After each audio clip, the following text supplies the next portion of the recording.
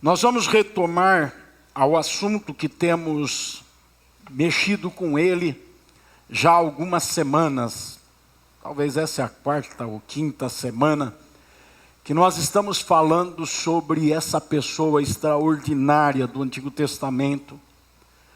Um moço de 25 anos de idade que teve a incumbência de assumir um trono na nação de Judá, quando a nação estava completamente destroçada.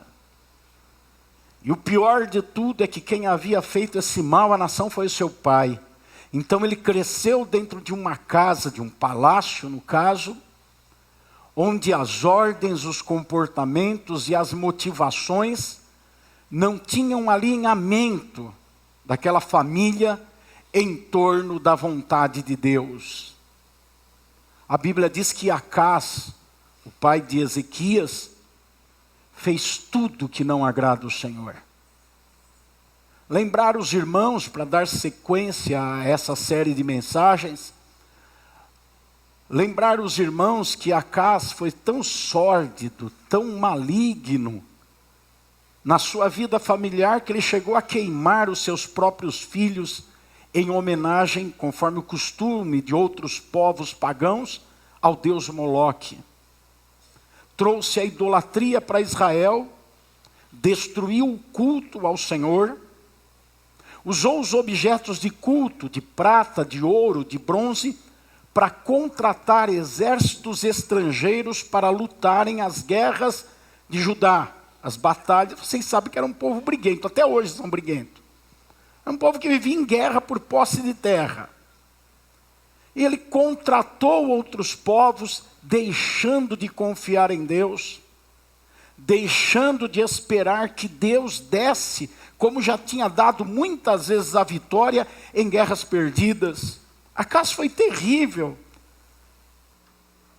Essa falência espiritual gerou a falência econômica da nação. Porque os povos vizinhos, vendo a fragilidade do povo, roubavam as suas colheitas, destruíam as suas lavouras. E o povo sofria, e havia miséria por toda parte. Naquela época, quando era tão importante o regimento militar da nação, os militares de Israel eram homens fracos que se sentiam impotentes, não tinham autoestima, não tinham valor. Estava ruim, gente. Estava tudo muito ruim na nação. E um moço de 25 anos, criado dentro desse contexto, sem referências positivas na sua família, ele se levanta, e o capítulo 29 de 2 Crônicas diz que ele fez tudo que agrada o Senhor. Veja, completamente oposto ao seu pai. Daí eu trouxe um dia desses nas pregações, que nós não precisamos viver sob os efeitos daquilo que fizeram ao nosso redor no passado, conosco ou próximo de nós. Isso não tem mais valor na nossa vida quando nos posicionamos corretamente. E Ezequias, ele começa a ter uma série de medidas para fazer uma coisa em Israel: restabelecer a adoração ao único Deus verdadeiro. Tudo o que ele faz tem um foco, tem uma direção: tornar novamente a nação uma nação teocrática, onde Deus seja o centro e o governo da nação.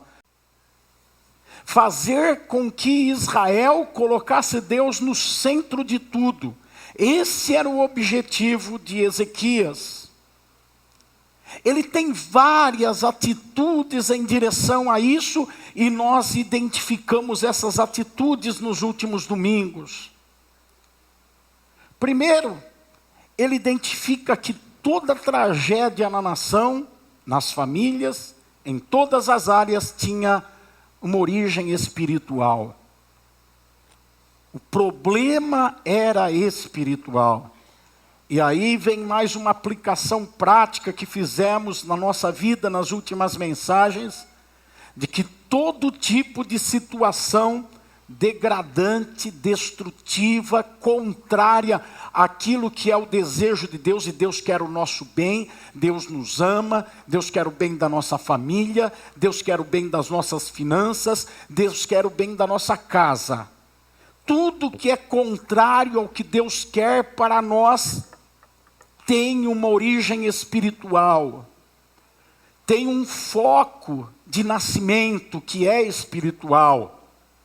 Os problemas que nós passamos, não as dificuldades naturais da vida, não confunda, você tem 80 anos e tem artrose, não fica, é um demônio no meu joelho, é um demônio nas minhas costelas. Não, você está velho, meu irmão. Você está velha, você está acabando, você vai se encontrar com Jesus logo. É essa que é a verdade. Então eu não estou falando disso, eu estou falando de problemas que saem da curva. Eu estou falando de problemas, de degradações que não são próprias para a gente. Deformidades na vida. Tudo isso tem uma origem espiritual. É uma fragilidade espiritual, é um distanciamento de Deus, é uma falta de vigilância, é uma falta de atenção, é uma falta de busca do Senhor, é uma falta de centralização de Deus na vida, que gerou, com o passar do tempo, uma dificuldade enorme. Ezequias entende isso. Ele assume o reino, o governo, e a sua primeira atitude vai em direção ao restabelecimento da teocracia, de colocar Deus no centro. A sua segunda atitude também, a sua terceira atitude também. E ele está montando os ingredientes para colocar Deus no centro da nação e fazer com que tudo gire em torno de Deus e que tudo emane de Deus, que as pessoas convirjam suas ações em torno da glória de Deus e que busquem a direção para suas vidas, atitudes, comportamentos, posicionamentos, reações, busquem em Deus. Ele está fazendo isso. Nesse capítulo 29 de 2 Crônicas, nós temos até o versículo número 19, Ezequias preparando um cenário para fazer o que acontece do versículo 20 até o fim do capítulo, no versículo 36. De 1 a 19, ele está preparando os ingredientes para que depois seja restabelecido o culto a Deus. Quando você lê com cuidado versículos 1 a 19, você não vê culto, você não vê adoração, você não vê louvor, você não vê orações feitas pelo povo ou ajuntamento do povo para adorar. Depois do versículo 20, você começa a ver isso acontecer. Porque o culto não é essa expressão que a gente tem com esses louvores, adoração, gestos, música, ofertas. O culto não nasce disso. O culto é uma consequência daquela preparação. Nós não fazemos culto a Deus no domingo de manhã. Nós trazemos o resultado ao templo do culto que fizemos a Deus durante a nossa semana. Nós trazemos o resultado da nossa vida para oferecer a Deus.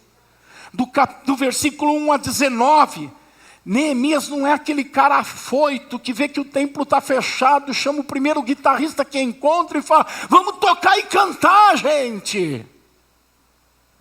Do versículo 1 ao 19, ele não está ocupado em ter a expressão do ajuntamento de pessoas para oferecer o culto, mas o objetivo dele é restaurar o culto. O objetivo dele é esse. Mas ele não sai correndo nessa direção. Ele tem preparativos. E os preparativos são sinais muito fortes da necessidade de não se apresentar um culto na base da emoção pura e simples, mas de se fazer um culto racional, um culto inteligente. Se você pensar na construção de uma casa, uma construção emocional de uma casa, seria alguém que vai lá e pega um terreno e já começa a colocar, sem fazer uma planta, sem fazer um preparativo, sem fazer um planejamento, sem fazer uma organização. Ezequias não, ele quer restaurar o culto, a centralidade de Deus, mas ele não vai afoito fazer, ele faz toda a preparação. Primeira coisa que ele faz, eu disse para vocês, ele identifica que todo o problema era a falta de espiritualidade. Espiritualidade é o voltar-se para Deus. A espiritualidade não é medida na intensidade do louvor no culto. A espiritualidade é medida na intensidade da mente, do coração e dos lábios durante a semana, girando em torno de Deus. A espiritualidade não é o quanto nós cantamos na igreja. A espiritualidade é o quanto nós meditamos em Deus durante os dias que antecedem o culto. A espiritualidade está demonstrada na forma como tomamos nossas decisões corriqueiras da vida, as nossas ações, os nossos comportamentos. Se estamos fazendo para a glória de Deus ou para a nossa glória. Se estamos fazendo interessados no reino de Deus ou nos nossos interesses. Aí é medida a espiritualidade. É medida mediante a intensidade do nosso fervor em desejar que Deus seja glorificado na edificação de um irmão, na salvação de um perdido. Aí está a espiritualidade. Paulo fala sobre espiritualidade. Ele chega a dizer, não tem problema comer carne. Pode comer carne, sem problema nenhum. Mas se comer carne vai prejudicar o seu irmão, então não coma carne. Perceba onde está a espiritualidade. Isso que eu faço abençoa ou amaldiçoa? Isso que eu faço edifica, constrói ou destrói? Ezequias entende, o problema do povo é falta de espiritualidade. A pessoa que tem nutrida a sua espiritualidade, ele pensa para falar. Ele pensa para pensar. A pessoa que nutre a espiritualidade, toma conta do seu coração, toma conta das suas emoções, guarda os seus pés, as suas mãos se movem de forma correta, a forma como olha e como faz as coisas, a espiritualidade é aí que se estabelece. Ezequias sabe disso. Ele olha para a nação, a começar da sua casa, do seu pai, recém-falecido. E ele sabe, o problema é espiritual. Falta espiritualidade. Jesus disse para a mulher samaritana, o Pai procura os verdadeiros adoradores. Aqueles que o invocam em espírito e em verdade. Aqueles que o adoram de forma espiritual, aqueles que centralizam o Pai na sua vida, que colocam o Pai no centro das coisas. O Pai está procurando essas pessoas. Esse é o espiritual, essa é a espiritualidade. O apóstolo Paulo, no capítulo 12 de Romanos, versículo 1, ele encoraja com um pedido os cristãos. Ele pede que eles ofereçam o seu corpo como um sacrifício vivo, santo e agradável a Deus. E ele diz: este é o culto. Este é o culto. É um culto oferecido em vida, com o seu corpo. Isso é espiritualidade.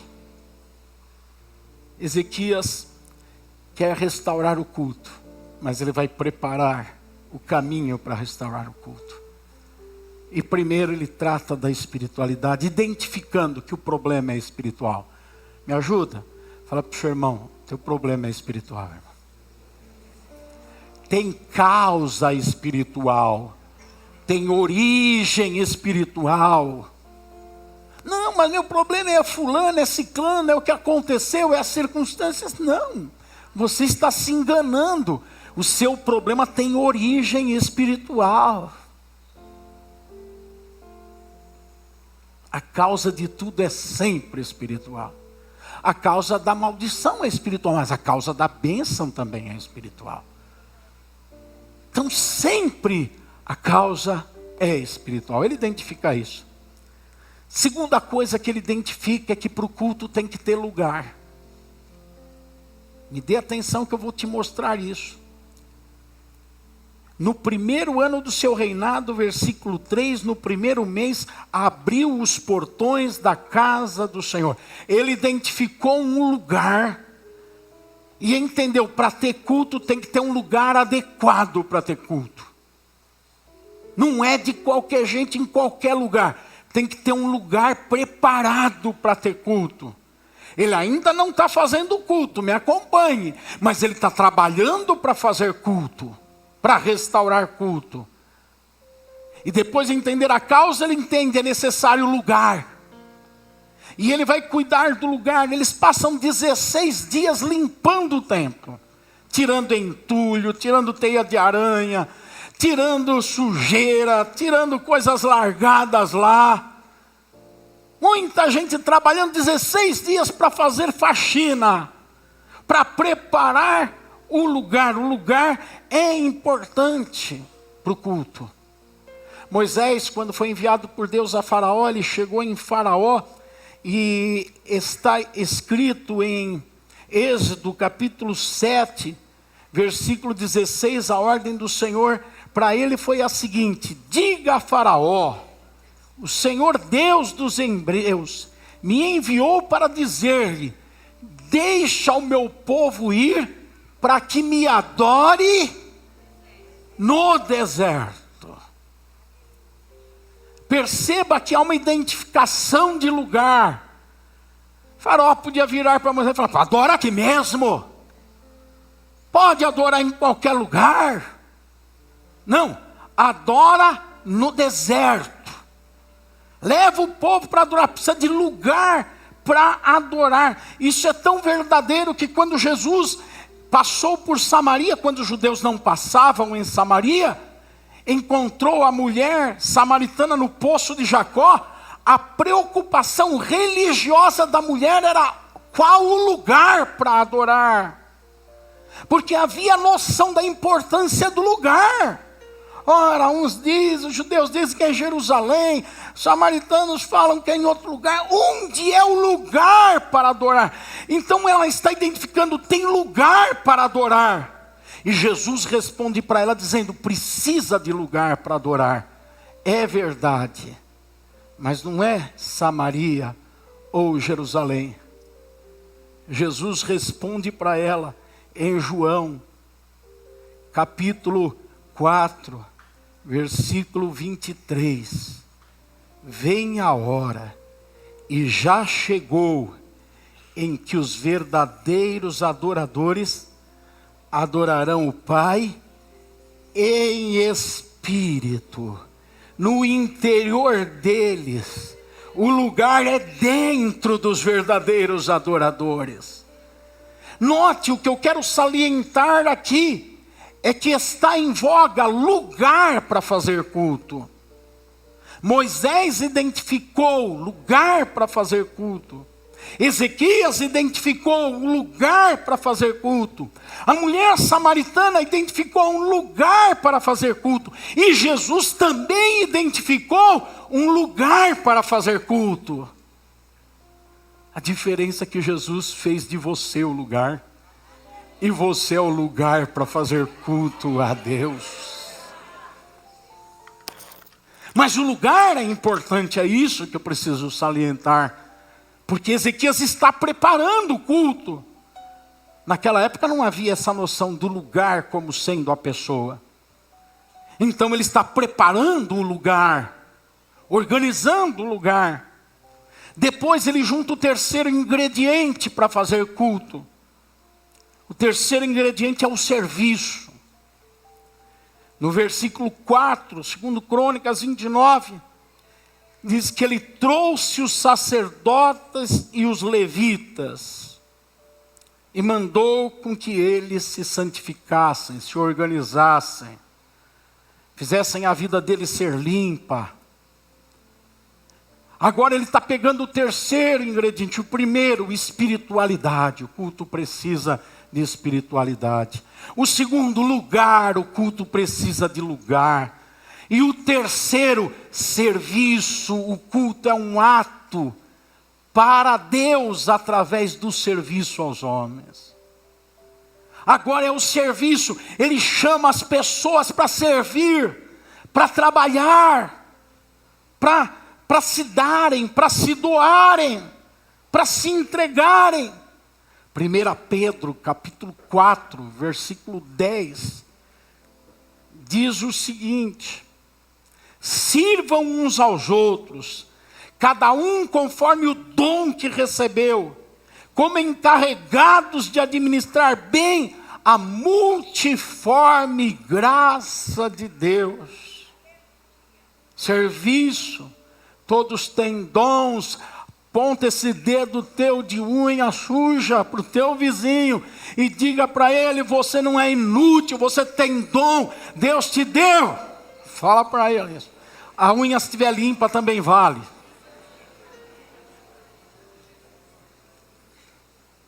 Todos têm dom. E o que você está fazendo do dom? O dom é para servir no culto. Esse culto que precisa ser espiritual tem que ter lugar. São pessoas que fazem esse culto usando o que receberam de Deus. E o apóstolo Paulo se preocupa tanto com o culto que ele escreve sobre a liturgia do culto. Em 1 Coríntios, capítulo 14, versículo 26, ele diz: que fazer então, irmãos? Quando vocês se reúnem, um tem salmo, outro tem ensino. Alguém traz revelação, outro fala línguas estranhas. Ainda tem os que têm interpretação da língua. Tudo seja feito para edificação. Então é usar os dons para construir, para edificar. Tudo isso é culto, e ele está colocando as coisas no lugar. Tem gente lá que não quer comprometimento na nação.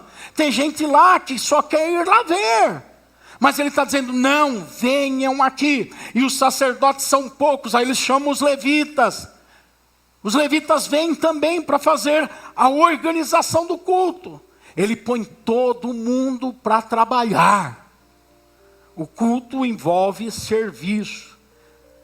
Depois disso, e nós vimos na semana passada, ele define, no versículo 10, agora estou resolvido a fazer uma aliança com o Senhor, Deus de Israel, para que o furor da sua ira se afaste de nós. 5 coisas aqui para fazer uma aliança, para ter aliança. Porque o culto é feito por pessoas que têm aliança com Deus. Vocês lembram que domingo passado nós falamos aqui dos níveis de relacionamento: colegas, companheiros, amigos e aliançados. E a única forma de se relacionar com Deus é sendo aliançado com Ele. Ninguém pode deixar de ser aliançado e querer ser amigo, ser companheiro, ser colega de Deus. Deus não é colega de ninguém que não seja aliançado. Deus não é amigo de ninguém que não seja aliançado. Deus não é companheiro de ninguém que não seja aliançado. E vocês lembram que eu disse que a aliança, a sétima aliança, a aliança que Jesus diz, esta é a aliança no meu sangue. A aliança com Cristo não é só um compromisso entre pessoas onde há responsabilidades e proveito mútuo. Não, a aliança com Cristo é uma entrega de vida. A aliança com Cristo só existe aliança quando um está disposto a morrer pelo outro. A Bíblia fala que o marido e a mulher estão aliançados, e o marido deve dar a vida pela sua esposa. Que Cristo e a igreja estão aliançados, e Cristo deu a vida pela igreja, e nós devemos dar a vida para Ele. 1 João 3,16 diz que assim como Cristo morreu por nós, nós devemos morrer pelos nossos irmãos. É a aliança que é feita mediante vida. Vida em vida ou vida em morte. É a aliança, e Ele está disposto a fazer a aliança. Agora, as 5 coisas neste versículo. Primeiro, estou resolvido. Gente frouxa não faz aliança, só gente resoluta. Gente indecisa, insegura, não sabe o que quer, não sabe para onde vai, não faz aliança. Estou resolvido, eu vou fazer, não interessa o que vocês pensam. Eu vou fazer aliança, não interessa as consequências. Eu vou fazer aliança, não importa se eu vou perder. Eu vou fazer uma aliança, eu estou resolvido. Não quero saber o que meu pai pensa, o que minha mãe pensa, o que o vizinho pensa. Eu estou resolvido, eu vou fazer uma aliança. Pronto. Só gente resolvida. Frouxo não faz aliança. Frouxo é só coleguinha. Frouxo é só amiguinho. Frouxo é só companheiro. Agora um cara para falar uma mulher, vamos casar, ele tem que meter a mão no bolso, ele tem que fazer aliança, tem que ter sacrifício no mercado, saber o preço do chuchu, da batata, do aluguel e da blusinha. E tem que estar resolvido. Tem cara que fica enrolando a noiva há 10 anos. Se teu noivo está te enrolando 10 anos, chuta o traseiro dele. É um frouxo. Porque não quer aliança. Só quer beija-flor. Aliança exige primeiro estar resolvido. Segundo, fazer. Estou resolvido a fazer. Aliança não nasce feita. Aceitei Jesus, tenho aliança. Nada. Tem que construir a aliança. Fazer dá trabalho. Fazer tem preço. Fazer leva tempo. Estou resolvido, fazer. Segunda característica da aliança, é uma construção. Não é da noite para o dia. Não é de graça. A salvação é gratuita. A graça veio para salvar. Mas a construção da vida cristã e do relacionamento com Deus é por meio da aliança. E a aliança tem preço. Precisa de tempo, desgasta, cansa. Fazer. Terceiro ingrediente da aliança. Uma aliança com o Senhor. Tem sócio majoritário na aliança. Colocar as pessoas no devido lugar. Ele é o Senhor, eu sou o escravo. Ele é o dono, eu sou a propriedade. Ele manda, eu obedeço. Vou fazer uma aliança com o Senhor. Não é pé de igualdade. Amigos têm pé de igualdade, companheiros e colegas têm, mas na aliança com Deus, Ele é o Senhor e você é o servo. Terceiro, quarto ingrediente da aliança, para afastar a ira de Deus, para tirar de sobre nós a ira de Deus, porque não viver aliançado atrai a ira de Deus, porque não estar aliançado com Deus é estar em pecado. Entenda isso. Deus nos chamou para a aliança. E isso não é coisa do Antigo Testamento, é de Romanos capítulo 1. A ira de Deus se manifesta sobre os filhos da desobediência, porque tendo conhecido a Deus, não o glorificaram como Deus. Por isso Deus os entregou às paixões infames, para destruírem os seus corpos entre si. Por quê? Porque não tem aliança. Lembra que eu falei que a aliança é feita no corpo? Eles estão destruindo o corpo, porque não tem aliança. Então é necessário afastar a ira de Deus. A aliança traz isso. E a quinta coisa da aliança: afaste a ira de nós. Quem é que está fazendo aliança nesse versículo? Qual o nome da pessoa? Podem falar? Ezequias.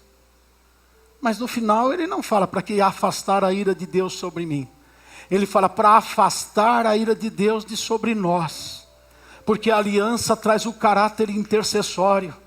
Quem está em aliança tem um coração compassivo e misericordioso a ponto de interceder pelos fracos. Aquele povo não merecia. O povo ruim, como eles estavam vivendo por causa do rei Acaz, eles ficaram ruins também. Mas ele fala: eu fiz uma aliança para afastar a ira de Deus de sobre nós. A aliança não é egoísta. Eu fiz uma aliança com Deus, eu estou vivendo bem com Deus, que o mundo se perca, que as pessoas se lixem, que quem vive errado, problema dele. Eu tenho aliança com Deus. Não, é uma aliança para nós ficarmos fora da ira de Deus. É pensar nos outros. Tudo isso ele está fazendo para estabelecer ou restaurar o culto em Judá. Pronto, ele fez tudo isso e agora vai começar o culto. Versículo 20 em diante é o culto. É complicado ler esse texto, fala umas coisas aqui que só é possível compreender, assimilar e degustar debaixo de uma linguagem analógica, ou seja, fazendo analogia, comparação, entendendo o sentido das coisas e não a palavra em si. Porque aqui o que você vai ler, do versículo 20 em diante, é: mata a ovelha, mata a boi, derrama sangue, queima vísceras, joga gordura para lá, queima para cá, destrói para lá, traz para cá. E você fica ali perdido, se não tem uma familiaridade com a simbologia bíblica, com o que isso representa. Para mim é fácil ler aqui. Eu, no dia 12 de agosto de 1978, eu estabeleci um compromisso com a igreja e com Jesus. De lá para cá foram 46 anos, multiplica por 12 meses, uma média de 4 cultos por semana, 4 semanas cada mês. Eu fiz as contas, dá 9.600 e tantos cultos que eu já participei. Então eu conheço aqui o que é que está dizendo aqui, o que isso tem a ver com culto. Mas eu compreendo aquele que não tem esse entendimento. Mas me dê um tempinho, preste atenção, vou tentar te ajudar, se você não compreende. Perceba, versículo 20, coloca para nós aí na tela, vamos dar uma olhada nesses versículos. 2 Crônicas 29, versículo 20. Pronto, está preparados os ingredientes do culto. Vamos ver, vai cair na prova, gente. Vamos ver quais são os 4 ingredientes do culto aqui, que eu falei até agora. O primeiro é o quê? Espiritualidade. Opa, nota 10 aí, hein? Vamos ver como é que vocês vão ficar nessa prova. Nota 10, espiritualidade. O segundo ingrediente, qual que é? Quem que lembra? Lugar, precisa de culto, ele cuida do culto. O terceiro ingrediente, serviço. O quarto ingrediente, aliança. Pronto, está preparado, agora vamos fazer culto. Agora entra no versículo 20 e Ezequias fala: vamos cultuar, agora vamos lá, o portão do templo está aberto, vamos entrar, vamos fazer culto. E aí começa o culto. Versículo 20. O rei Ezequias se levantou de madrugada, reuniu as pessoas e foi à casa do Senhor. Opa, lugar, foi lá. 21. Mandou, aí começa a complicar, trazer 7 novilhos, 7 carneiros, 7 cordeiros, 7 bodes, oferta pelo pecado a favor do reino do santuário de Judá. Ordenou-se de Arão os sacerdotes que oferecessem sobre o altar do Senhor. Como é que se oferecia isso? Versículo 22. Mortos os novilhos, é uma matança. Quem não entende isso fala: é uma sessão de macumba. Quando você olha o comportamento dos espíritas, você entende que eles pegaram isso e estão praticando isso, porque não entendem a simbologia. Então o que eles fazem, matando animal, fazendo oferenda, está de acordo com uma letra escrita na própria Bíblia. Mas eles não têm a compreensão do espírito dessa letra. E por isso que fazem o que fazem. Não fiquem pensando em tirar essa ideia lá do inferno, não, tirar da Bíblia. Foram lá e viram o que Ezequias está fazendo, por exemplo, está dizendo, pegou, matou o animal, derramou sangue, olha lá.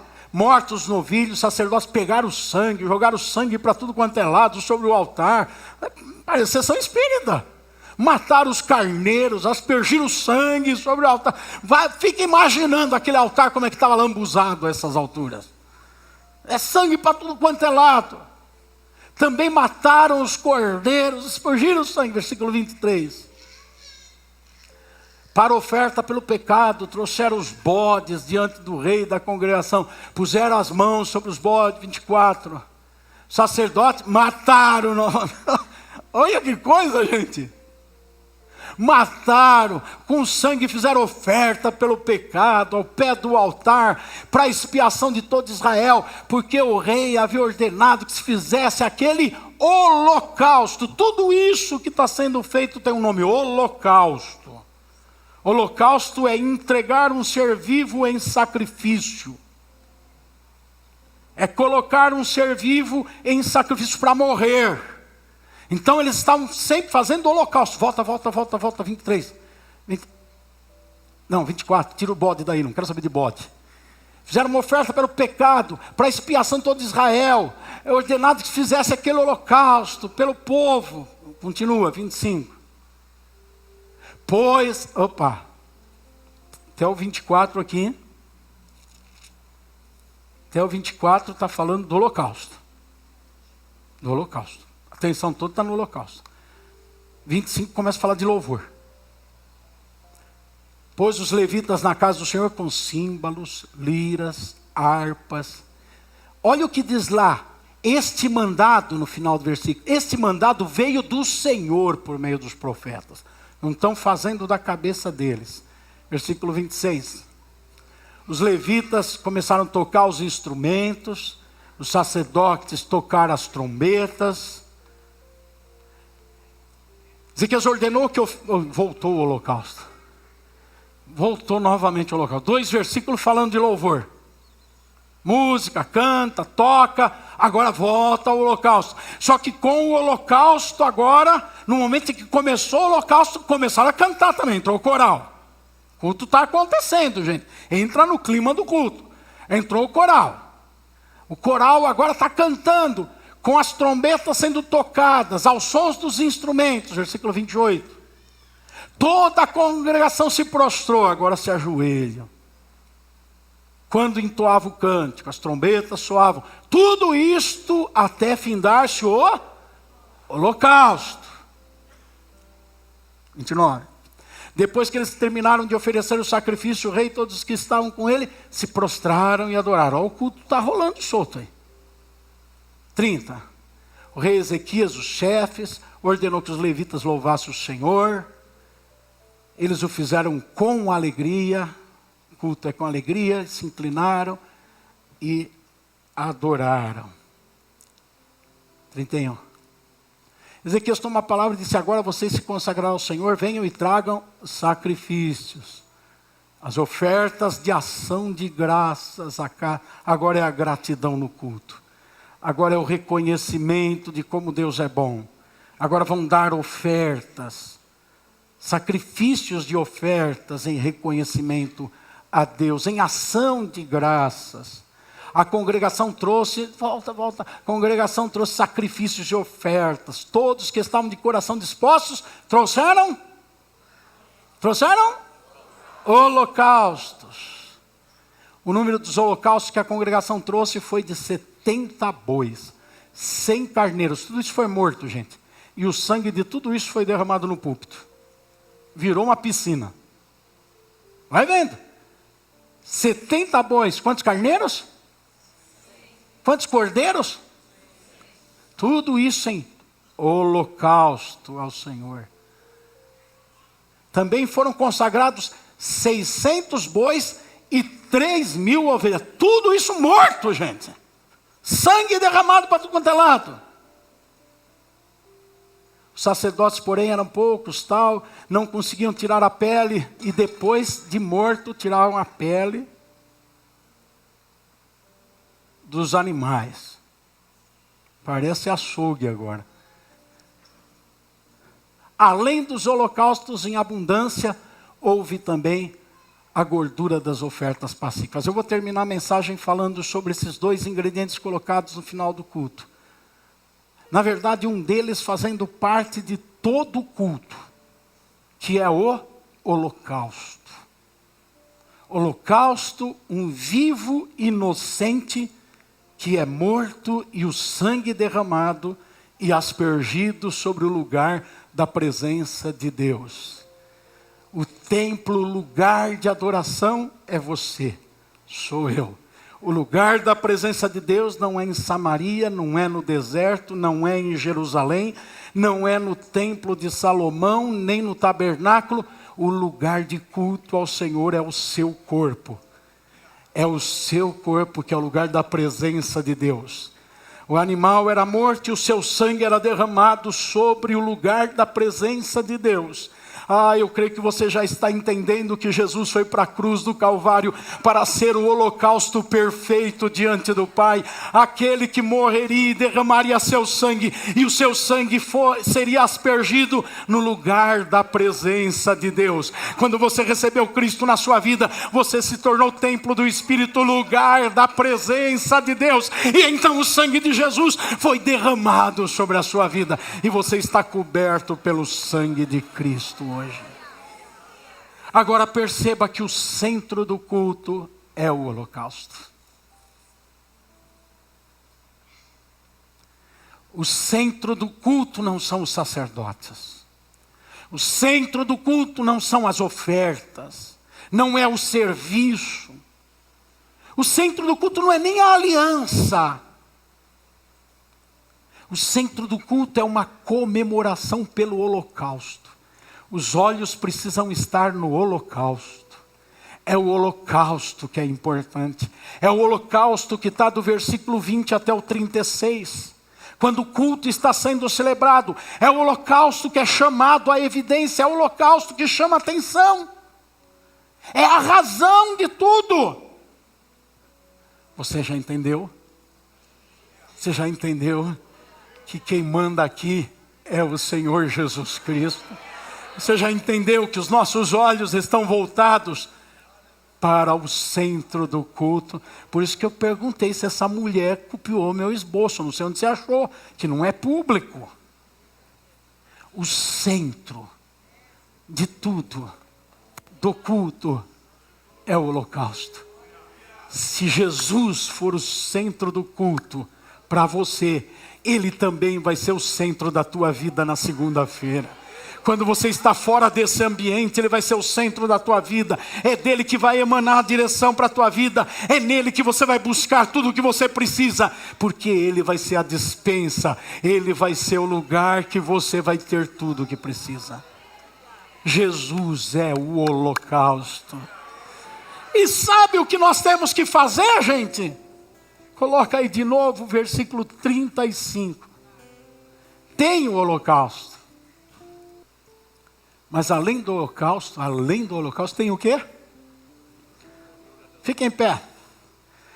Fala para o seu irmão, você tem que queimar gordura no culto, irmão. Gordura é energia que produz ação. Gordura é energia, tem gente energizada. Gordura é energia. Sem gordura, a gente briga tanto com a gordura, mas a gordura é que dá força para a gente fazer as coisas. Não precisa ser tão forte que nem eu. A gordura dá força para a gente agir. O culto precisa de gordura. Fala para o seu irmão, o culto está precisando da tua gordura, irmão. Você está precisando queimar caloria para cultuar a Deus. Uma pessoa sem energia não faz nada. Uma pessoa sem energia não tem ânimo. Uma pessoa sem energia não tem força. Uma pessoa sem energia não tem ação. Ela quer ficar encostada, ela quer ficar parada, ela quer ficar quieta. Uma pessoa sem energia, ela fica ali toda acomodada. Um corre para lá, outro faz aquilo, um levanta a mão, outro grita. Ela não tem energia.